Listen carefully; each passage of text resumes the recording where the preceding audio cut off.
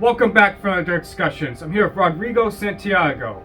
So tell us your title, your background, and your story. Well, my name is Rodrigo Carvalho Santiago.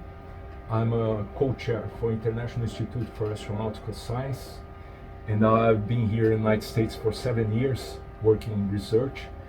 And the IIS is the first institute to send researchers to space to do research.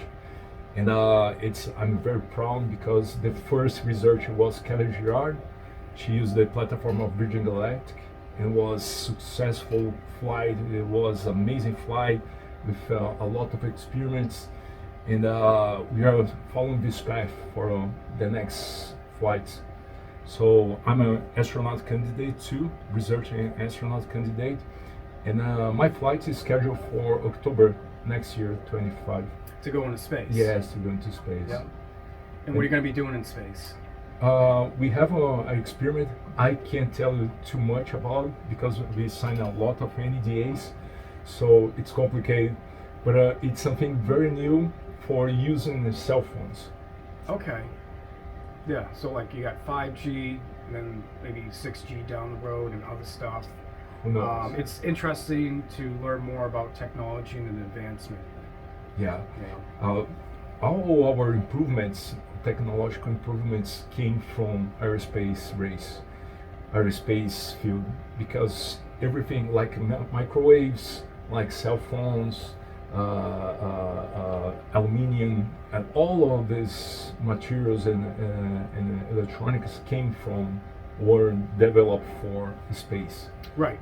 Competitiveness. Yes. With Sputnik in the 1950s, and then with America landed on the moon in 1969. Yes. With NASA, and they even took certain scientists from the Nazis and had them under Operation Paperclick. Yes.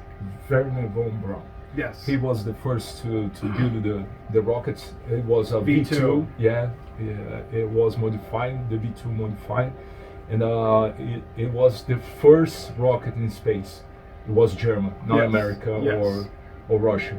So there is a set, a movie showing they going to the carbon line and come back with the V2.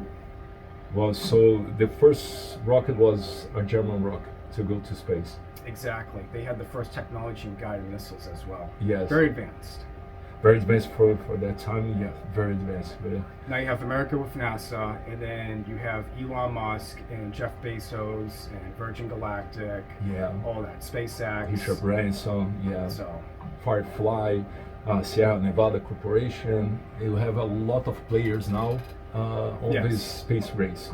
We call new space now because you're not depend on only agents. Now Right. private companies are doing right. this, like Exxon Space. Exxon Space is in the 30 crew now. They sent to space the 30 crew, civilian crew, and they are in the International Space Station right now. The commander Miguel Lopez Alegria took them to International Space Station, and they're going to stay for 2 weeks there doing experiments and having all this experience in zero gravity in a space lab. And this shows how this industry is very, very profitable in the next years. Right. The first private international space station gonna be in 2029, and Exxon Space is building there in Texas. Right. I know the goal is to be planetary. You know, Yeah. have a base or so on the moon, Mars, and then see how far we can go. Exactly. And terraforming certain planets, you know, with the ice, and turn into water, and then converting oxygen and plants and all that. The moon is the middle way to any interplanetary Yes. trip. So the moon is reaching helium-free. Helium-free is the best nuclear fuel ever, and Where you go there are a on the moon? lot on the moon. So to build up a nuclear plant there to Right. provide energy, It's a you know? stopping station. Yes. Yep. So they can produce a lot of energy for the next generation of spacecrafts and for travel, interplanetary travels, to go Make it to possible. Mars. Yes, making it possible. But there are other side. It's the military too. Yes. Yeah, because the civilian part, everyone cheers a lot, to develop the civilian part, to go to the moon, resort. But there is the question about national security, about military advances. So Space Force, this branch of the army, Yes. the new military, United States, it's dedicated to patrol. That's Right. So the main goal is to develop technologies, to patrol between Moon and Earth.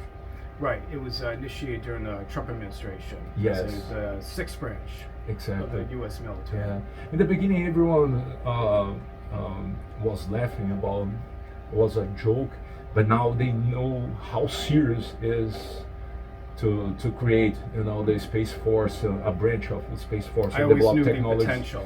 Yeah, because space, you see, the Chinese, they have the space station now. Yes. They have Russians. They have space. They have the half of the model of the International Space Station. So America need to guarantee this portion, to self-defect Exactly. Yeah. Preparations. preparations. Yep. It's not just Russia anymore they're competing with. It's China No. and then other countries. Yeah, in different India. ways.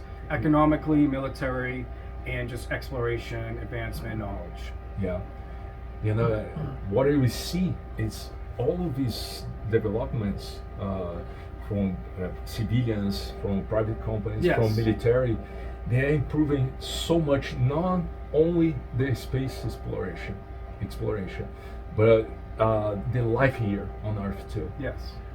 So many solutions in agriculture, systems, they are being proven now because the space exploration. Exactly. Yeah. So people can travel and just enjoy like the outside part of the world and space and see more like of a visual, beautiful marble like the world is. Yes.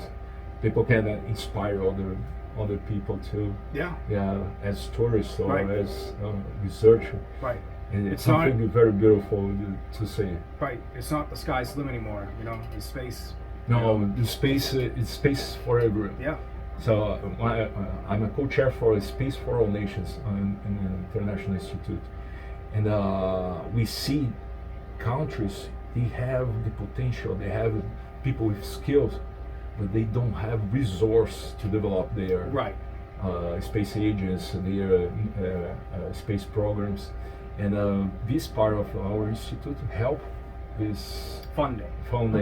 have to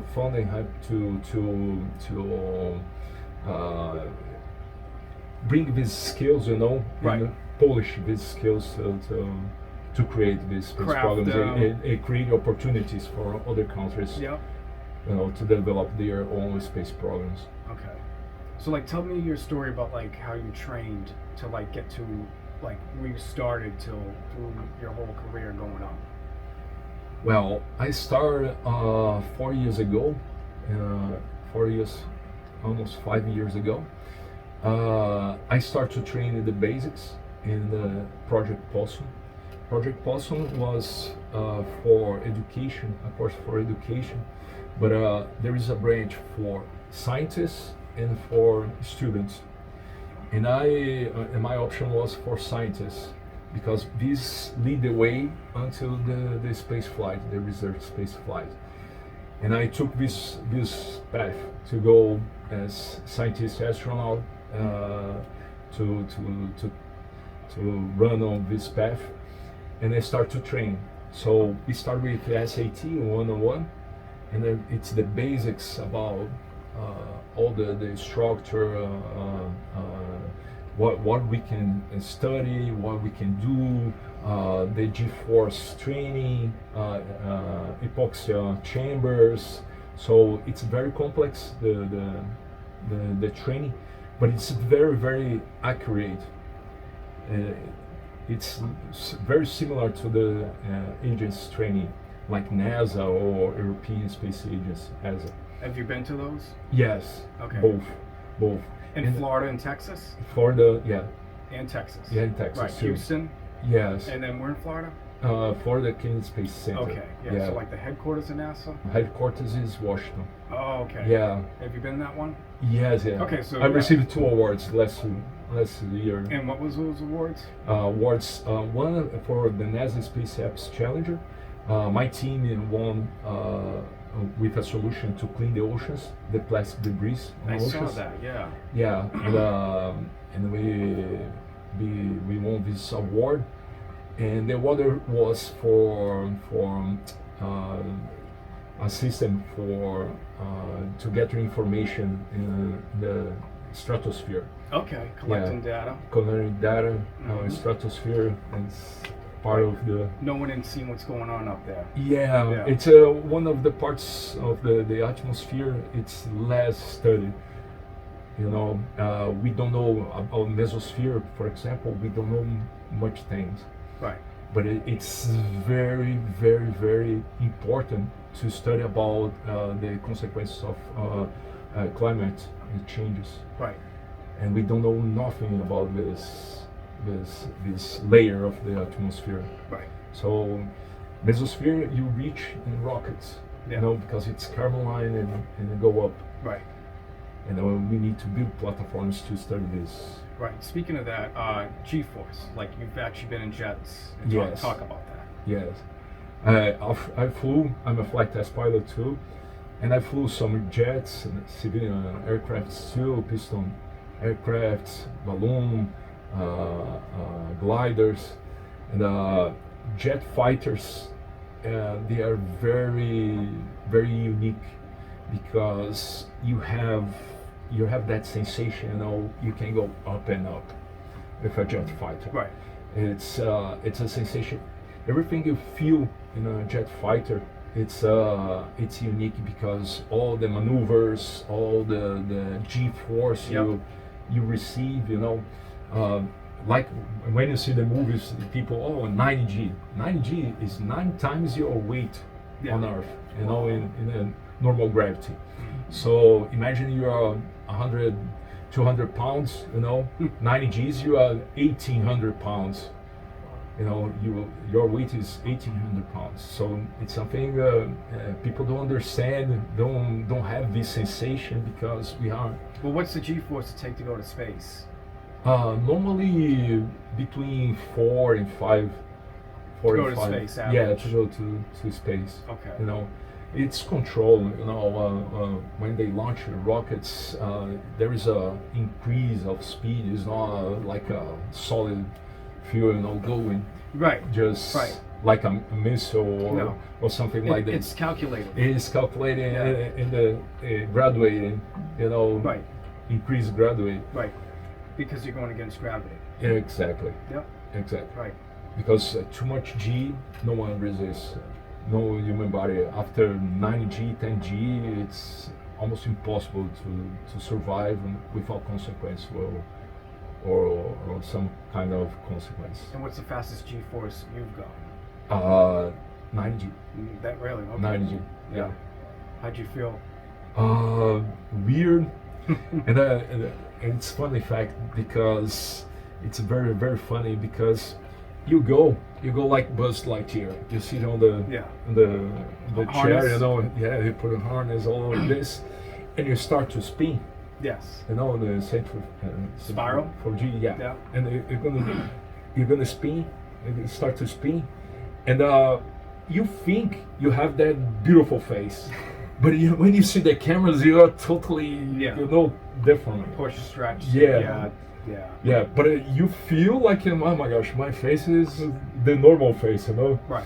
And when you see the camera, say, oh my God, but you know, Distortion. Yes. The gravitational pull. Yeah, Right. you start to deform your face. Right. But you're fine now, so right. Thank God, back to the real form. Yeah. Have you had any mishaps while training? Anything like serious that could have went really wrong? Yeah, normally we be training like every pilot, military pilot and commercial lines Yeah. pilot. So we have a facility called Survival Systems in Connecticut, and we use this facility to training using the mock-up of the Orion capsule. Okay. So this capsule, it's exactly the same capsule NASA sent to the moon recently. Interesting. Yeah, Mm. and we train inside this capsule in a pool in Connecticut. Yeah. So it's very accurate. It's very similar. The trainings we training how the rescue, how to land, everything there. Good. It's very accurate. All the details. Right.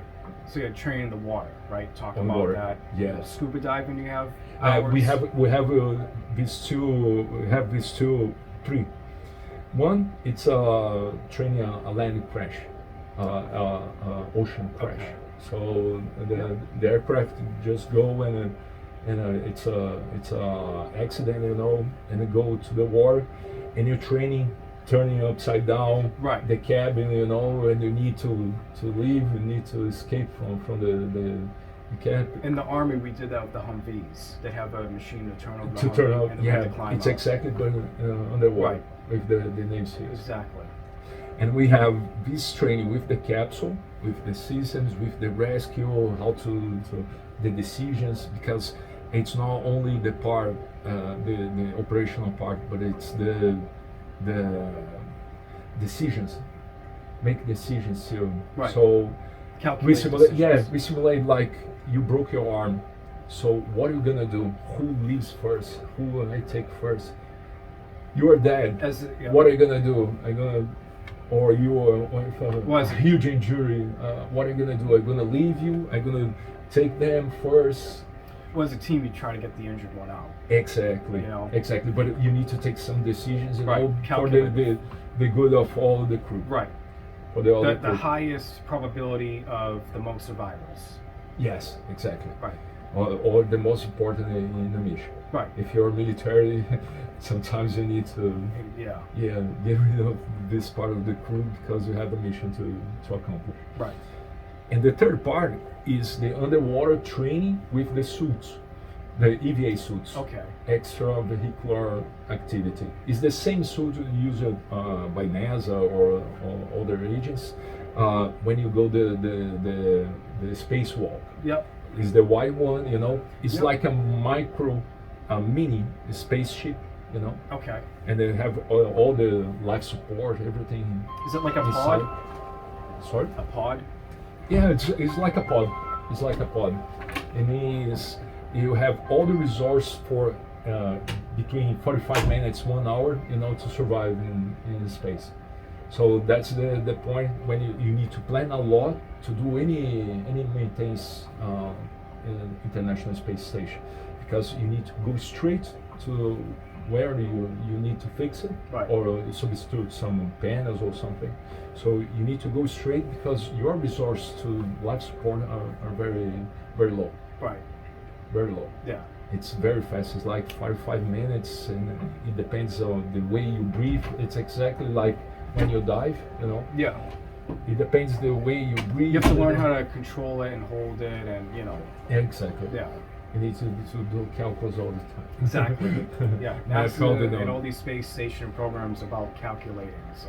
Yeah. Yeah. Everything is calculated. Right. So you had flight hours you need to do, right? Yes. And how many hours is that? How many hours? Hours, yeah. Now almost 1,000 hours. Okay, but how many do you need? Normally, your private pilot license it's enough, you know. Okay, so like yeah, any like any So how many hours do you astronaut. need to It's get 50 hours. 50 total. hours. 50 Okay. hours total. And then do you need scuba hours? And Yeah, training? scuba Yes. it's very desirable because scuba dive it's the real simulation with suits when you go Right, to space. that's what I'm saying. Yes. It's like a step below, and then it's the next step with the actual Yeah. space. We have PADI, the NASA it's NAUI, the Navy SEALs they teach, Yep. you know, We start with PADI, and our institute they have agreement with NAUI too. So every course we do, it's NAUI certificate. Right. So it's exactly like NASA and the European Space Agency. It's the same certificate for all of us. Okay. And then what about college degrees? Like, do you need or? Well, to be scientists, normally at least a master's. Okay. And that's what Yeah, you have. Yes. Okay. At least we ask a master's because it's something very direct, when you do research, so you're a specialist Right. on that. The discipline, the education Yeah. level. And for education, undergrads can apply. Right. Can apply. As trainees. Yeah, but to do research, we need at least a master's. Okay. And how available is the field for people to apply? Is it too busy right now, or is there a lot of availability? It's very busy. There are a lot of people. Many people will apply. We see the curriculum. I can tell you how they proceed. My other peers, how Yeah. they proceed to choose the curriculums, but it's something very specific. They want some skills, some knowledge to put them or in the scientist program or in the education program, Right. the red program. So they got like scouts looking for people with like unique skill sets as well. Yeah, because now what we are doing is to aim the institute to do the research space flights. Kelly Girardi was the first. She was the research, our research. She's our research, sorry. And she went using the platform of Virgin Galactic. Was a very successful flight, very, very beautiful to see people involved. She is civilian. She is engaged, with the new space, engaged with space education, and we saw she was so professional. She did all the experiments, and the experiments that brought for us this return, this scientific return, this image returning to. We are aiming to train these people, to do everything perfect for the next flights. Right. Doesn't Safety is matter. very important. Yes, doesn't matter the platform you're gonna use in the future, or Virgin Galactic, or SpaceX, or but our team are specializing, to do all the experiments and all these flights the most professionally as possible. Right. Yeah. I mean, the ultimate goal is to be multi-planetary, like have people expand the human race. We want to bring. We are aiming to bring results. Right. Results for our day-by-day life. Right. We're at the era where we're collecting data, we're trying to understand certain things and solve things, and then look to work together to build, like, Exactly. certain Exactly. foundations, structures, and other things. Exactly. Yeah. This is our goal right now, and then we are being successful. Thank God we have some brilliant minds, Yeah. brightest minds that I knew in my life, and they are guiding us to this path. So I'm very proud of all of these people, and I'm very proud to be part of this too. This since the beginning, for example, my class, the first civilian to go to space was my class, Dr. Sam Proctor. So she went to space. She graduated with me. Nice. She graduated with me. And next was Katya. Katya, she was the first Mexican female to go to space. She went using a Blue Orange rocket. Yeah. So, and she was my class too. And I'm seeing all of these, Movements. Yeah, these movements, and everyone. It's a small group. Everyone know each other. All together, working on this, together, working and then together, lifting up each other, and developing courses and systems all Right. together. Yep. And it's beautiful because we are promoting not only science but arts too. Right. So we are putting all together in a big mix, because art is fundamental, one of the fundamental rocks for Right. me. Curiosity leads to creativity. Yeah, Yep. and you see people expressing them on arts and showing how beautiful it's surf, how it's incredible to go to space, bringing pictures, bringing music. Yeah, there are a lot happening right now. Yeah. Yeah. There's a lot of inspirational movies and TV shows on it. Yes. You got Star Trek. All those other ones. Yeah, this is a wave. It's going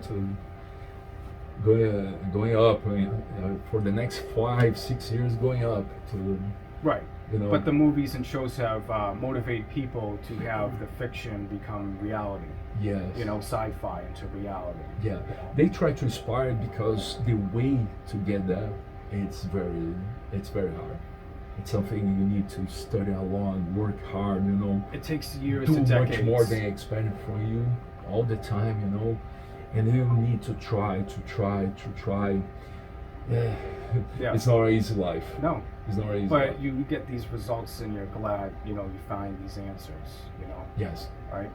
Because at the end you have gotten awards. You've pushed through, exactly. and When you see the results, it's incredible.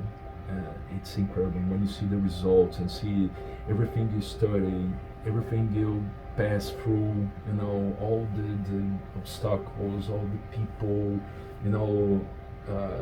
was cheering for you, was helping you, and all that. You can make a good experiment or bring some innovation, to make better our days. yeah, My gosh, this is our Calice, it's 60 miles above sky, above Earth.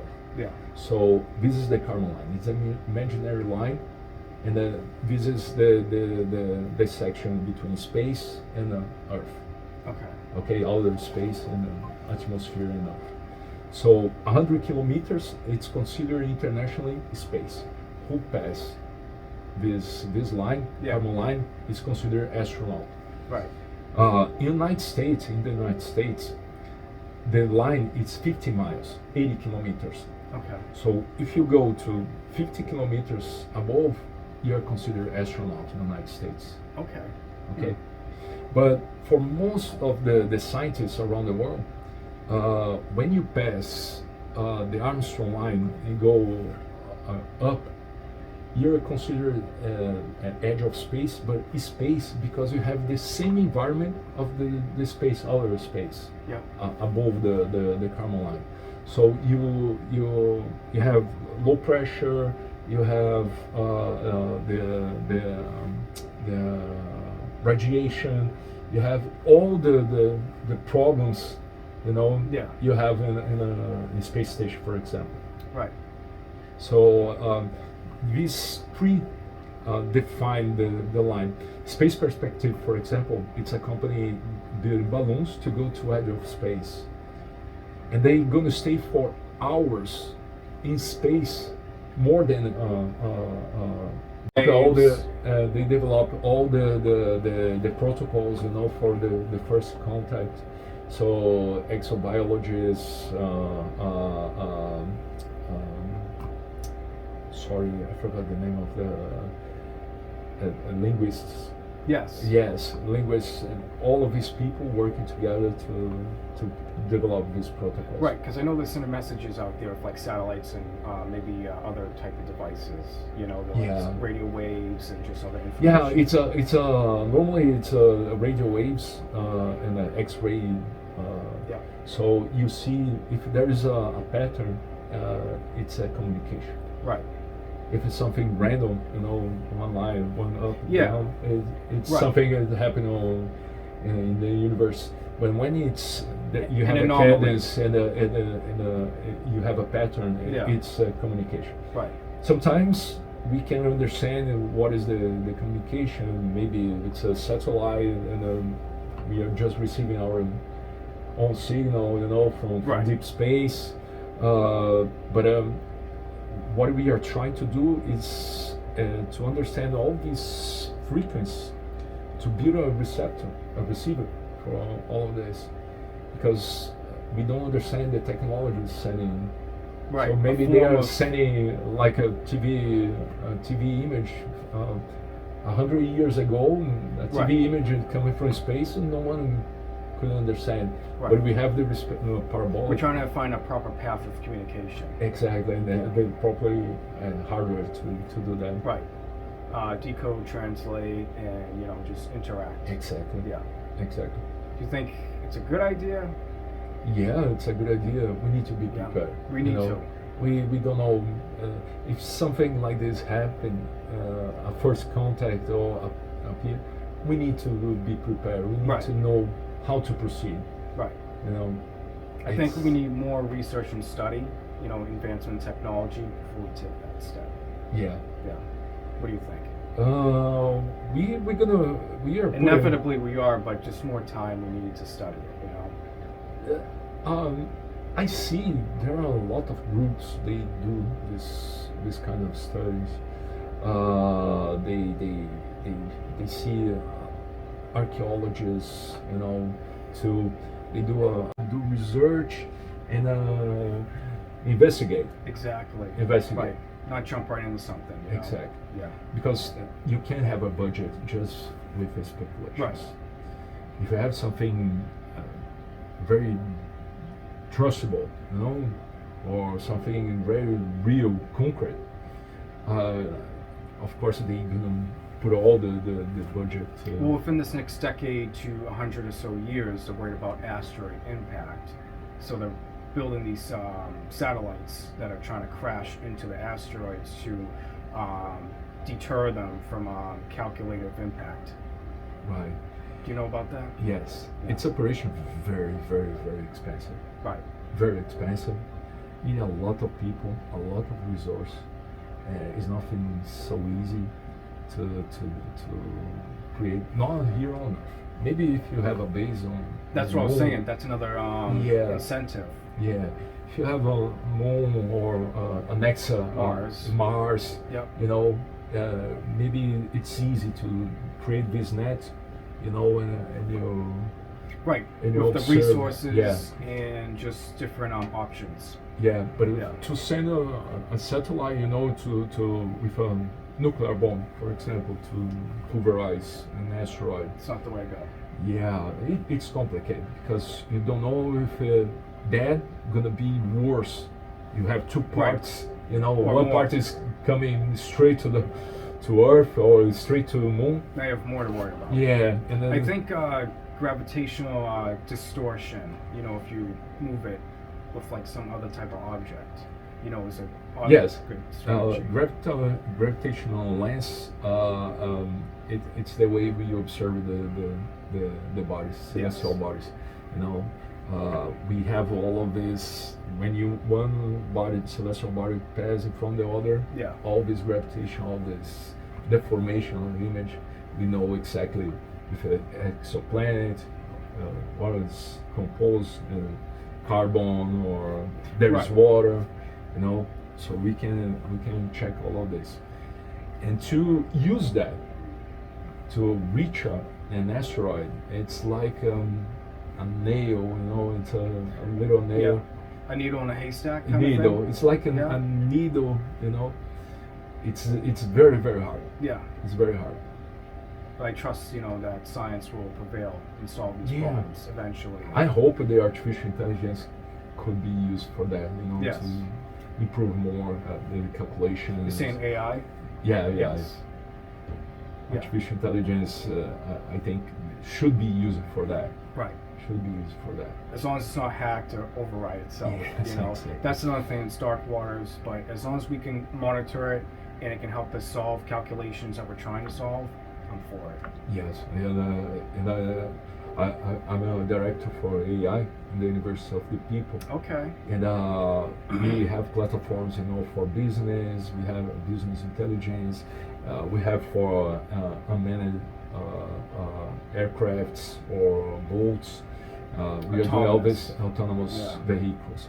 So we are using all this Technology. technology